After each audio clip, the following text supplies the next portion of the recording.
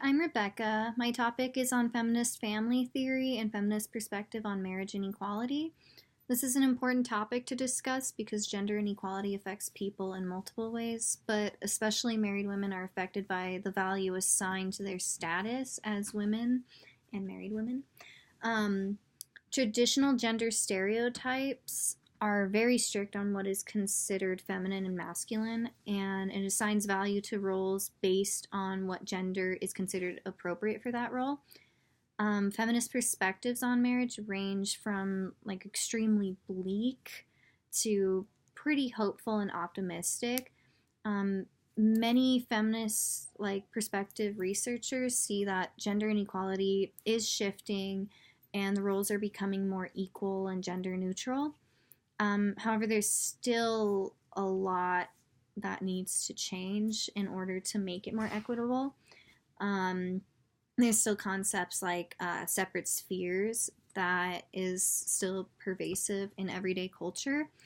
And the idea of separate spheres is that men and women are delegated to roles based on what is appropriate and natural for their gender.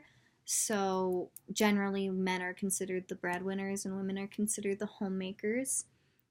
This affects married women, especially because there is a cultural assumption that when a woman gets married, she's going to be more focused on having children and taking care of her family, and she's not going to be really as career driven or care about the company as much.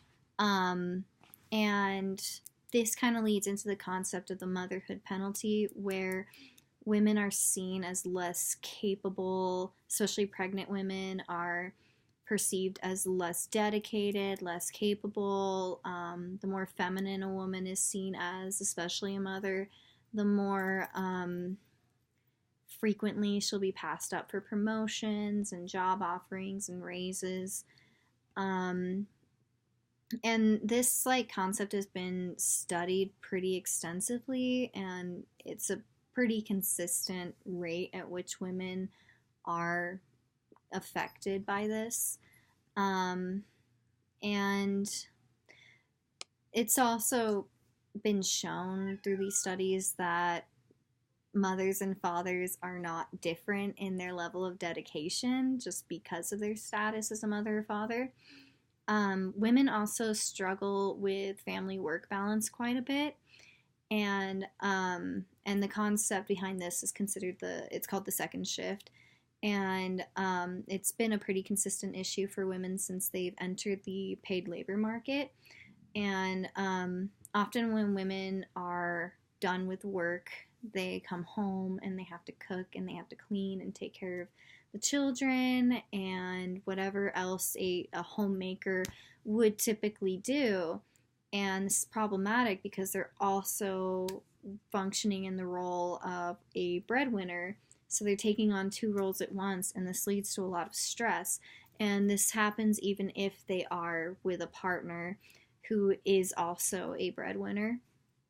And this can lead to women themselves passing up promotions or more responsibility because it's just the stress is too much for them. So it's affecting their career, and it's also very like hard on their well-being. They often feel more sleep deprived than single or childless women, and they also just don't really initiate self-care as much. Um, and this also leads into the idea of marriage penalties. And the idea of a marriage penalty and a marriage premium is that when you enter into a marital union, one person takes on a premium in which they get more gains out of the relationship, and the other person takes the penalty, which is they experience more loss in the relationship. And typically, women are the ones that experience more loss. And especially now that women are in the paid labor market, they have to take on two roles, and it's very stressful. So they're taking on more of a loss, whereas men get to function still as a breadwinner and then come home and not really have to like do anything else. Um, but this is changing. The research is showing that millennial men are a lot more driven and motivated to help out, to engage in an equitable relationship, and they're more likely to take on the role of a breadwinner and a homemaker equally with their female spouse.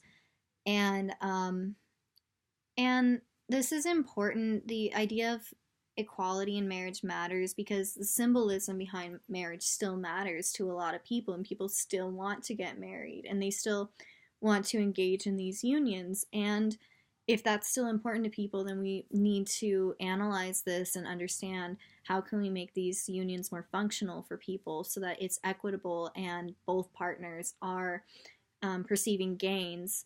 And um, and really, the way that we can start changing this and make marriage more equitable is to just kind of restructure how we talk about marriage and roles within marriage. And there's a paper called Undoing Gender by Deutsch. And they talk about how just simple things like changing how you talk about gender and the words that you use behind roles and things like that can just impact our interactions and our relationships and just help create more equality within the union and just in general, which is good. And it is leading towards that way, so it's not really a concept that's far off anyways. So yeah, that was it.